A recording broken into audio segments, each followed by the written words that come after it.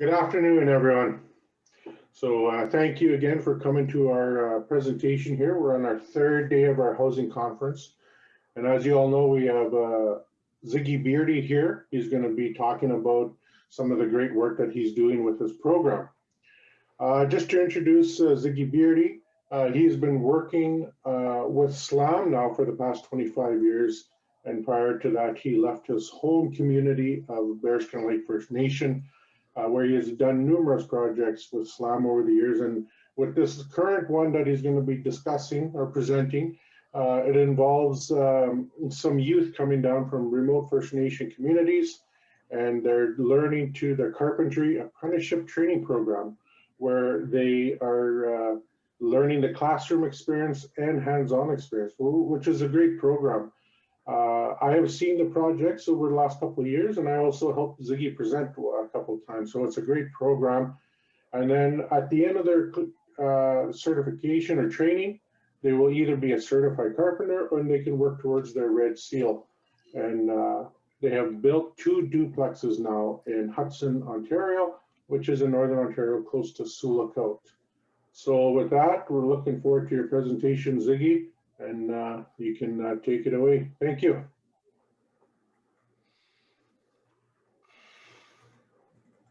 Okay, thank you very much, Jonathan.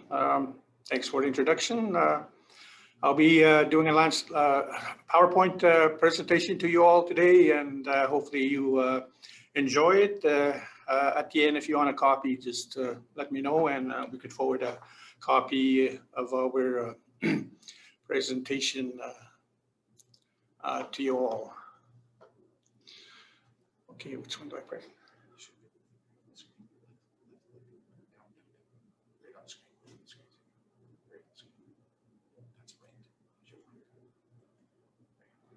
Okay, okay, so my presentation to the First Nation Housing Conference this afternoon is our Carpentry Apprenticeship training program that we are doing in Sioux here in Hudson as well too. As Jonathan introduced me, I'm the assistant coordinator of the Sioux Area Aboriginal Management Board. We have been in existence for about 29 years. We're an employment and training organization that looks after 25 First Nation communities here in Sioux. So hopefully you'll find this very informative. To us, it's very exciting. Create a comprehensive, training program. And so I'll just get right into it. One of the reasons why we started this innovative training program was we had a lot of studies done through the years, and trades always up one of the top items in our area where we need to train young people in trades and carpentry, plumbing, electrical, welding type of trades. And so we decided to plan on how we could initiate these training programs. And so there was various studies done, and so we needed to look at ways and means on how we could get it off the ground. And I'm glad to say that we're on our second year, I believe, third year, going into our third year, and of course the need for skilled laborers and tradespeople and carpenters in our Indigenous communities, up north. The town of Sioux had done the housing conference here one time, and they we're talking about how there's a lack of housing and accommodations here in our area. And also it affected us at SLAAMB as well too, that when we brought trainees up north, from up north to here in Sioux, accommodations were very hard to find. So we kind of had to put them up in hotels, at great cost. And that's where we, got our heads together and said, there must be a better way to do this. And so this is where the creation of the construction of housing units came into play, and a lot of work is done by a lot of people, especially management here and the board members of our two boards, and the consultants that we had. And so I'm glad to say that we're about halfway there to fulfilling the vision that we once had at the beginning.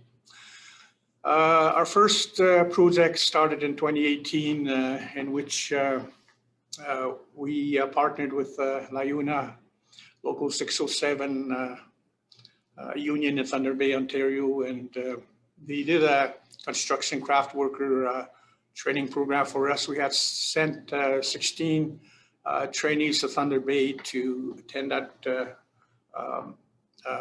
7-week training program, in which they were taught the basics of housing development and carpentry basics. So once it was over, we sent them home, and then we went on the second step of developing our Carpentry Apprenticeship training program,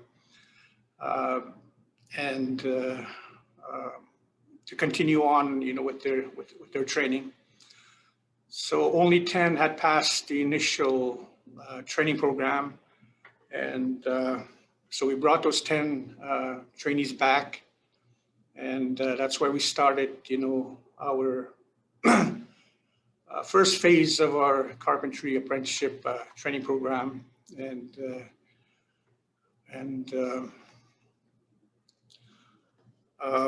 And we also had adopted the Ontario College's General Carpenter Level 1, 2, and 3 curriculum program outline to train our trainees. We also partnered with the 7 Generations Learning Institute to help us with the Canadian carpentry math curriculum, because the trainees need to know math if they want to challenge the exam. If they want to work in housing, they have to know measurements and all that stuff. So, there was a lot of initial work that was done before we got, the students to, sit in their seats and start on the program. Okay, in June of 2019, the town approached us. Before that, we used to look for ways and means to, house the students, to house the trainees that came from up north. And we had to compete with, employers and medical people. And of course, the big one is the student boarding program, in which hundreds of young people come to go to school here in Sioux, and they practically take all the available, accommodations that are here at Sioux. And so we decided to look at the opportunity that the town of Sioux had given us, and that they had mentioned a property in Hudson, Ontario, that was open at low cost, for purchase and future development. So we, in June of 2019, Sioux, the municipality, approved of our land purchase, and we signed an agreement with them. And in July 9th, 2019, we broke ceremonial ground at 8 First Avenue in Hudson. And then after that, we started land clearing and preparing, the grounds. It was a very large undertaking, as you can see from the pictures. That's what the property looked like. There was a lot of brush and lots of old derelict buildings and vehicles and what have you. And so that's how it looked like when we first bought the land in Hudson. We rented a trailer, temporary accommodations for the students, and in the wintertime it got cold, and it wasn't fit to be used as as an accommodation for our students. So we kind of had to move them to a hotel for the duration of the build. And so we began land clearing and cleaning, and formed, building on First Avenue in Hudson. And in September of 2019, we began the construction of the residential unit number 1 with 10 trainees. We started from the ground up. We spent a lot of time in removing rocks and what have you and everything, but slowly came around. And so we got 10 trainees, and we got a Red Seal lead carpenter to be the instructor, and his assistant. They came from Manitoba to be part of our program. 7 generations, of course, did the math curriculum for the students, and also the Kenora Patricia District School Board also provided upgrading to the participants. We also leased a building in Hudson called the East Side Cafe, in which we used it as a classroom during this time of build. In the morning, they would go to the classroom sessions, and in the afternoon, they would go to the site and work on the first building. Without our partners, it wouldn't have been possible, but like I mentioned, KPSD and 7 Gens were a very, very big help. The local carpenters union in Thunder Bay also were very helpful. MTCU and CCC of Canada were involved too. Central Culinary College were our consultants in this project. Power Electric, CP Plumbing, K Contracting Septic, and LRPH, of course, are the plumbing, heating, and environmental mechanic. They provided the heating and ventilation for our 2 buildings. During the construction phase, all the carpentry instruction was given on site. The instructor, of course, spent individual time with the 6 trainees, told them, how to do things, and just basically shared his knowledge, with the young people, how to build a house from the ground up. And so the young people really got a lot of knowledge and a lot of training on how to do building construction. There was safety training as well too, confined space entry, women's working at heights, hazardous awareness, CH2O, and the traffic control, first aid, CPR. And of course, all these classroom instruction took place at the East Side facility in Hudson. But in March 16 of 2020, all programs were halted due to COVID-19, and lockdown began, and we had to send everybody home. But in June of last year, the Northwestern Health Unit kind of eased restrictions and permitted us to bring back 2 trainees and our lead carpenters to finish the project. And the sizes of both buildings is 2,304 square feet with 6 bedrooms, 2 living rooms, 4 washrooms, and 2 kitchens. And these are what the duplexes look now, the living room area, and also the bedrooms, and also the washrooms, and of course, full kitchen with all the appliances. And we started residential unit number 2. We brought back the same trainees to come and start on duplex number 2. So in August 4, 2020, we began clearing and preparing the land where the second duplex would be built. Excuse me. In August 18, 2020, we started the second project with 6 trainees and the 2 instructors.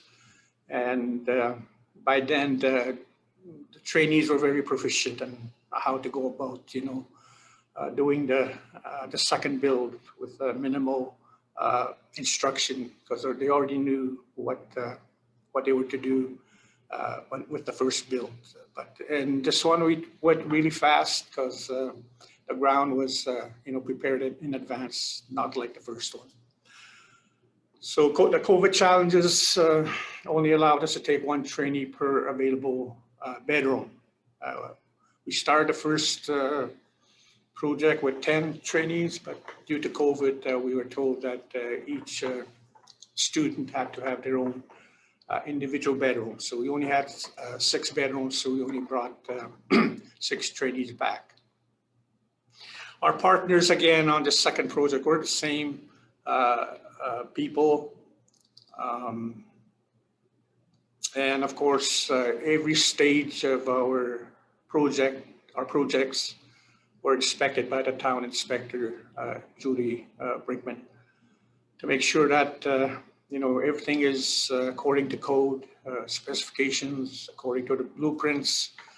And so we passed every phase of our inspections, and we're glad that each of the individual duplexes, are all, according to code. Again, this project wouldn't have been done without the trainees coming every day.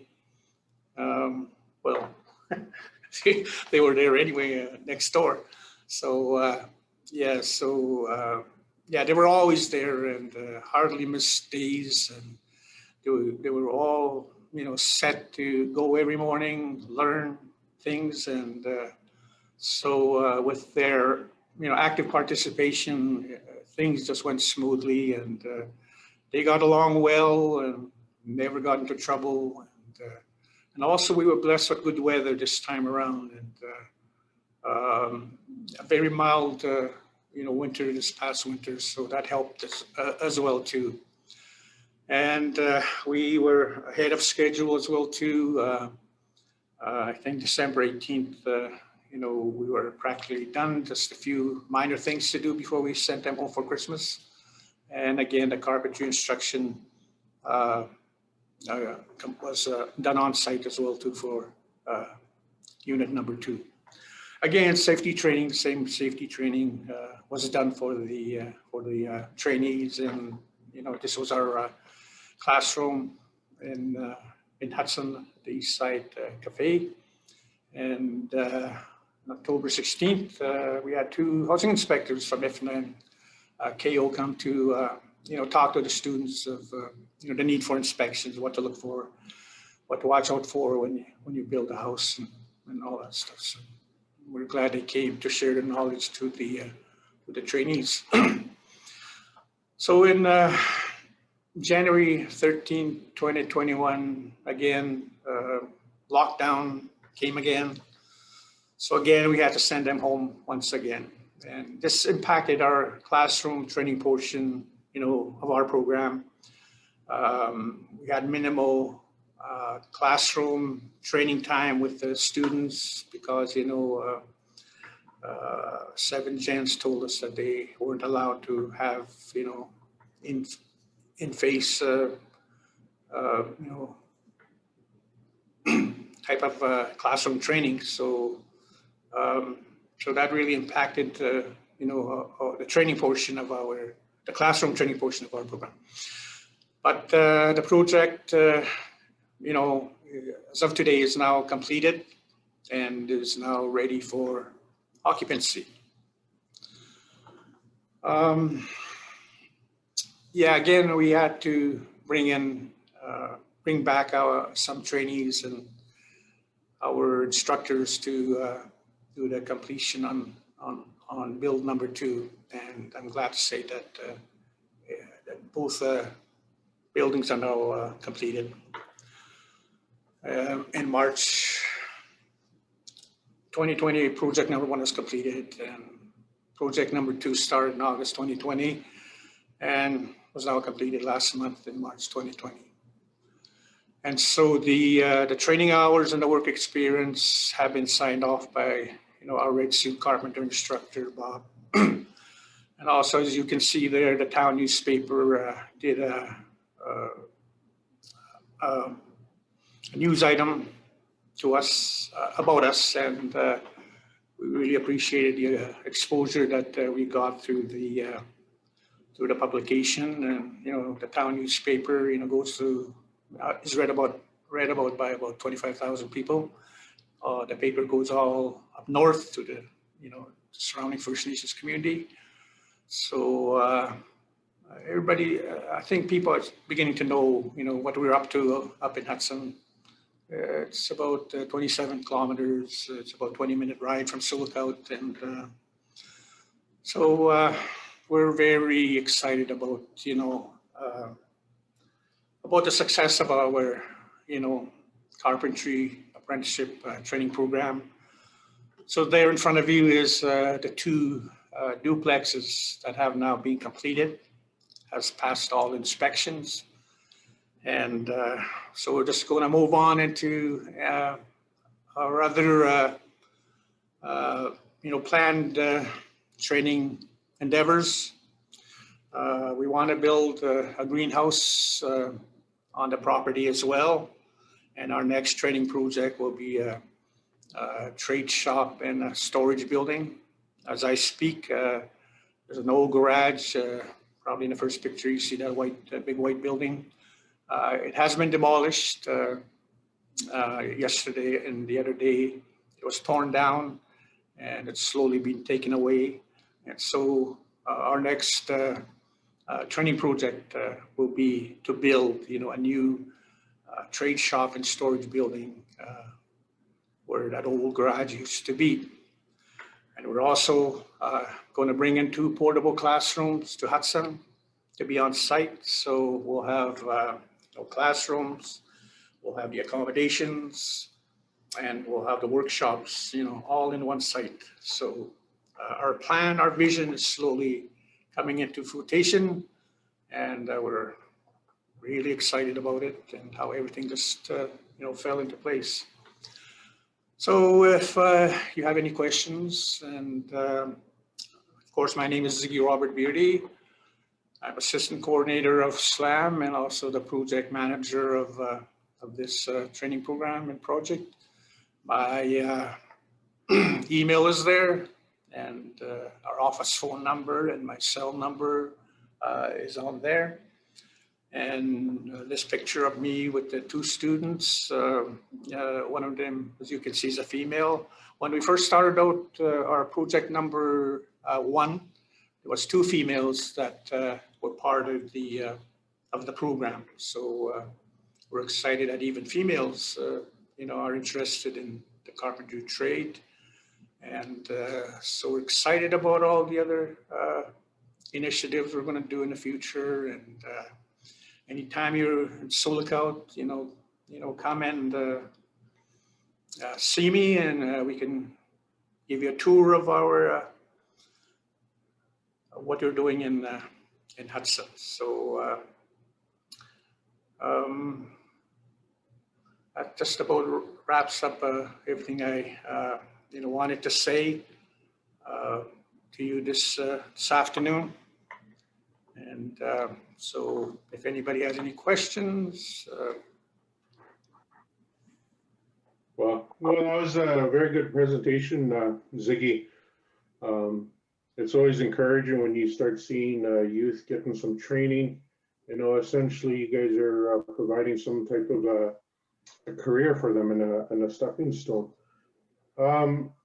Just I have a question. Is I'm just interested, is like, are you guys going to keep running this carpentry program? Like, if there's new people watching or young people when they hear about your program, like what's the application process, the qualifications that they need to have before coming, if there's a future enrollment for this carpentry program? Yes, we're going to have phase 3 in the fall of 2021.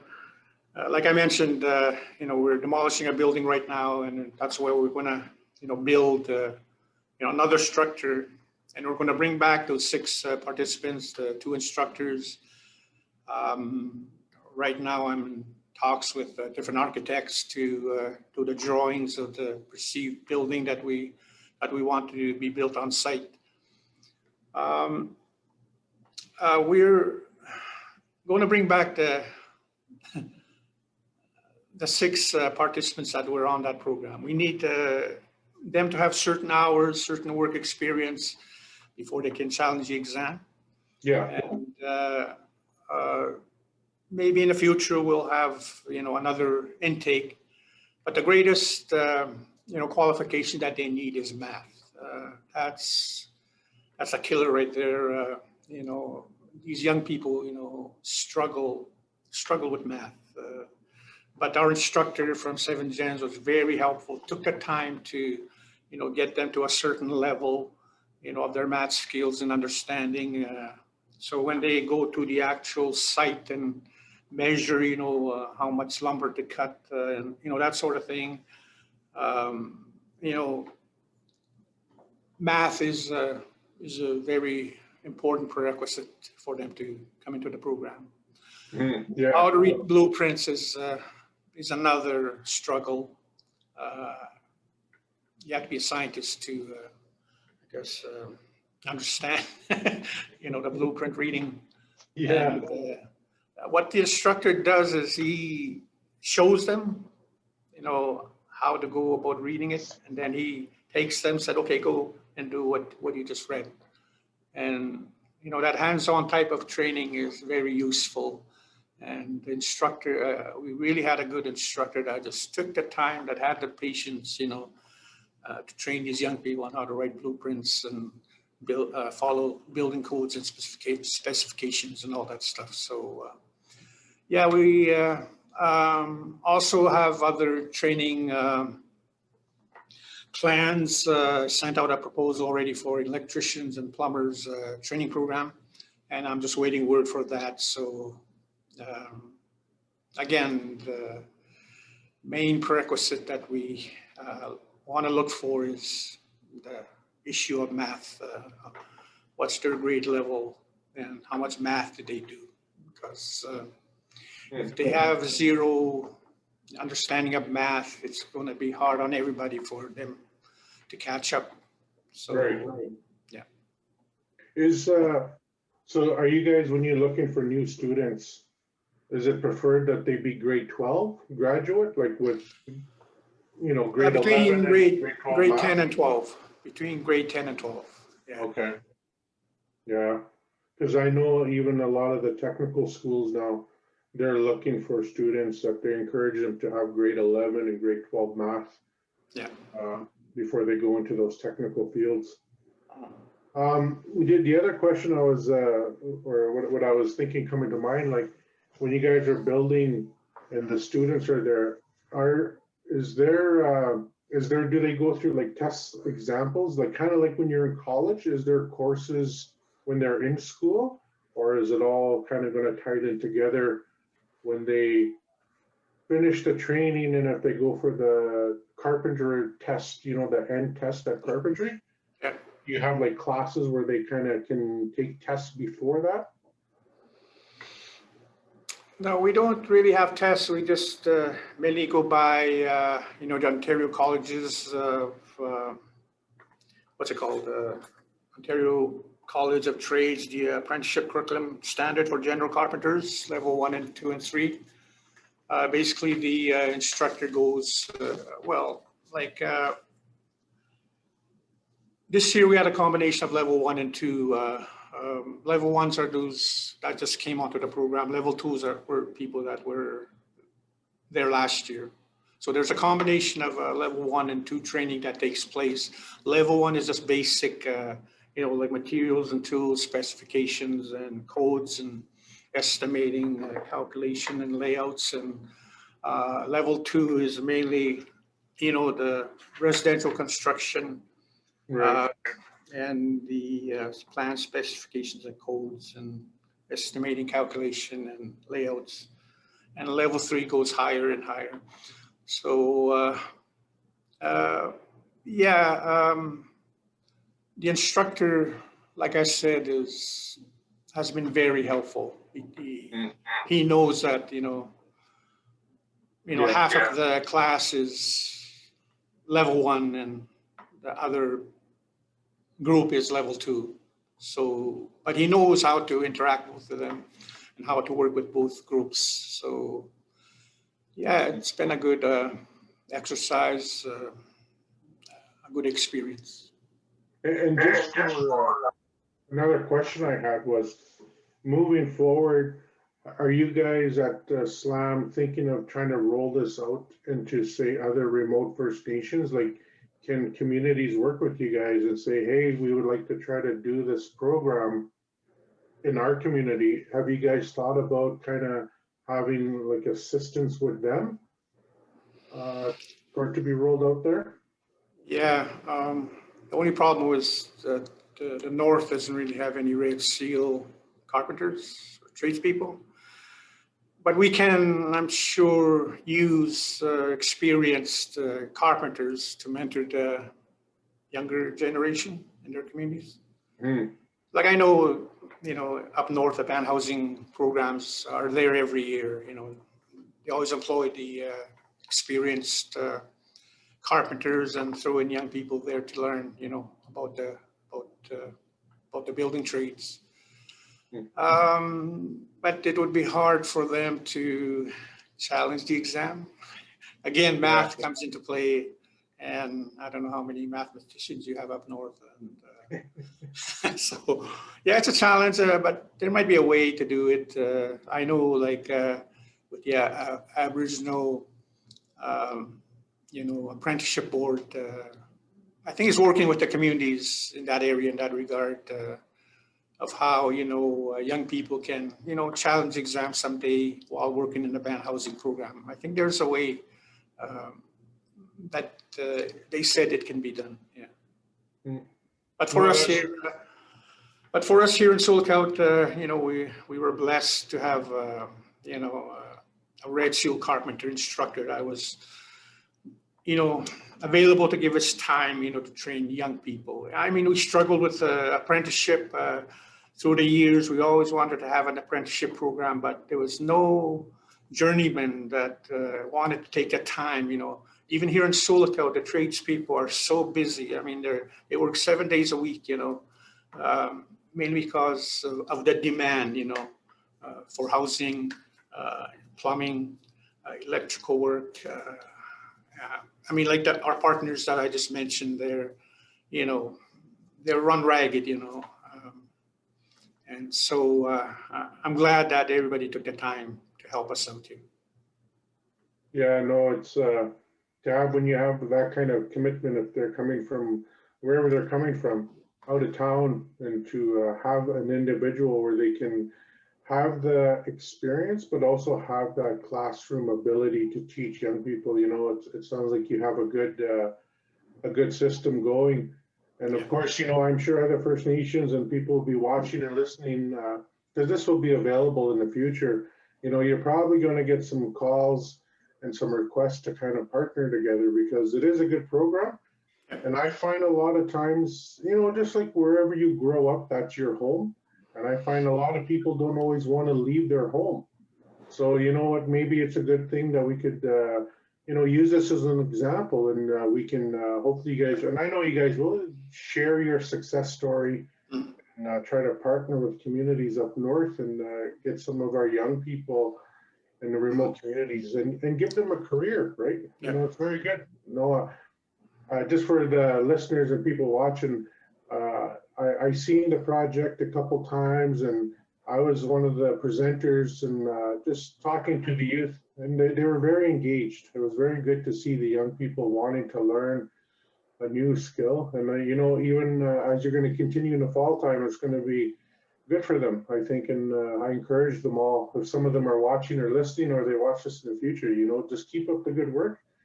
It is an accomplishment to always educate yourself.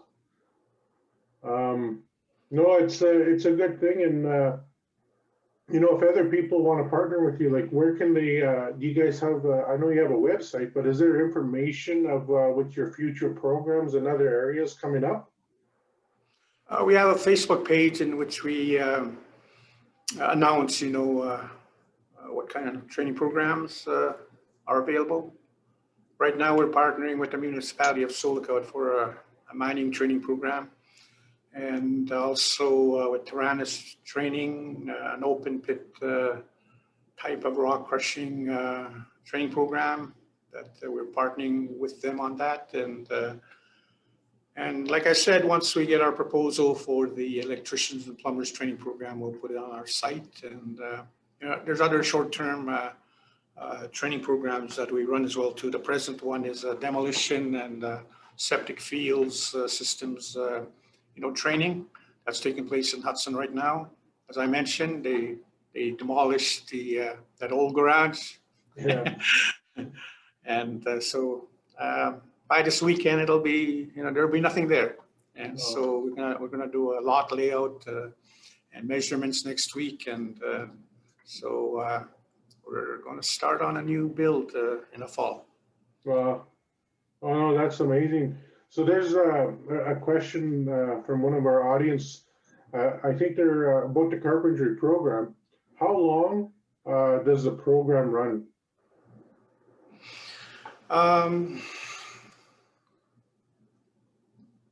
24 weeks. 24 But then again, I got blown up by COVID. Yeah, our initial plans were to have a full 24 weeks for both training program 1 and program 2 with a combination of classroom and work details. But sending people home early created problems for us, but we eventually at least completed the duplexes. And I'm looking at, having 4 years of this program. I mean, we have to catch up on the training portion of the program. And by the looks of it, I might have to bring them back and put them in a classroom for, a couple months for them to do complete level 1, 2, and 3. And level 4 is, of course, just a review of the first 3 levels. And yeah, that's where we're at. No, that's good. No, it's good. And I know this COVID times are hard, but it's, with your organization and yourself to keep the program moving even during COVID and bringing them back. Many organizations, we're all learning how to operate and keep things going. And it does sound encouraging that you're going to have students back in the fall and carry on their program. Yeah. So are any of the students, are they, some of them saying that they're going to go for their certification test or their Red Seal carpentry program? Yeah, all of them said that. All of them have that intention. And like our first group, there was 2 individuals that didn't come back, mainly because their communities held them back and made them foremans of their band housing programs. So the reason why they, were held back was because of what they learned the first year, the classroom portion, the work detail portion. And so they were very skilled, when they went home and, the band council saw them, how they, just had this, skill to build houses. And so they hired him on the spot, say, okay, we're going to hire you as our lead foreman. And Wow. So that's a great success in itself. And so we're seeing the fruits of it, that, all the headaches and heartaches we went through the 24 weeks, it's paying off. Yeah. Yeah, especially when you're doing something new. I know there's other places, they've been doing carpentry programs for years, but, to kind of bring people out from the remote First Nation away from their home, and put them in a setting where they may sometimes it's been the longest they've been away from home. Yeah. Just like when, other places where they send their kids away for university or college, right? Yeah. There are struggles with that.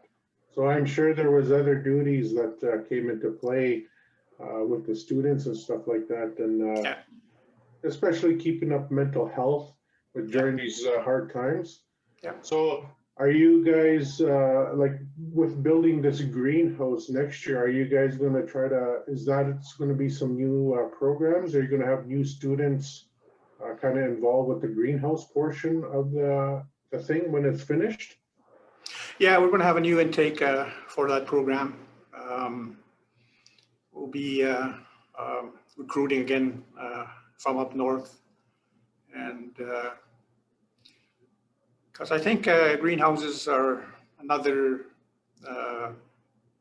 part of development in the communities, and I know people like to do self-gardening type of exercises up there as well too.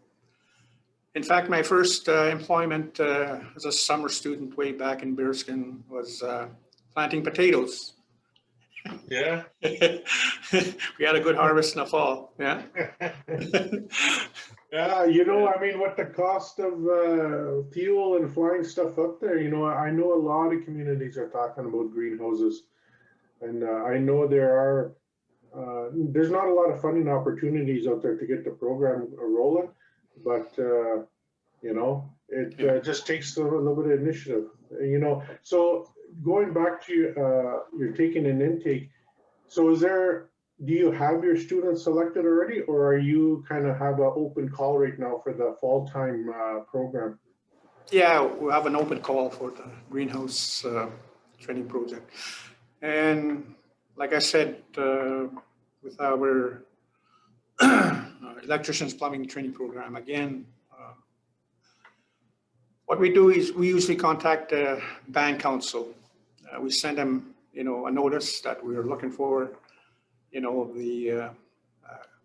who they would recommend to come onto the program. That's what we did with the carpentry training program. They were referred by their band offices. Yeah, so it worked good in that way. Of course, we want, you know, responsible type of individuals. So that's why we wanted the band councils to make recommendations on who they would send. Yeah. No, okay, no, that's good. You know, I think we're some good information, some good programs, and I think we're getting close to being at our end of time here. You know, I just want to say some of the, you know, the benefits of building something like that. And now I'm assuming the students, when they come out, they have a place to stay. They can stay in their own, essentially house they built, right? They can stay at their own building that they built. Yep. So I'm just going to reach out to our tech people in the background. Are we good to start wrapping things up and get into closing comments?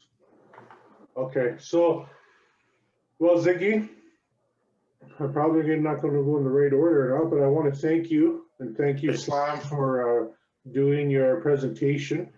And one of the things, just like we would typically have at a normal conference, if we were being able to network it face-to-face, I'm presenting you with the gift. So I'm just going to ask the tech people in the background to kind of share that picture right now on the screen. If they can share that. Let's see. Okay, wait, so we didn't get the picture, but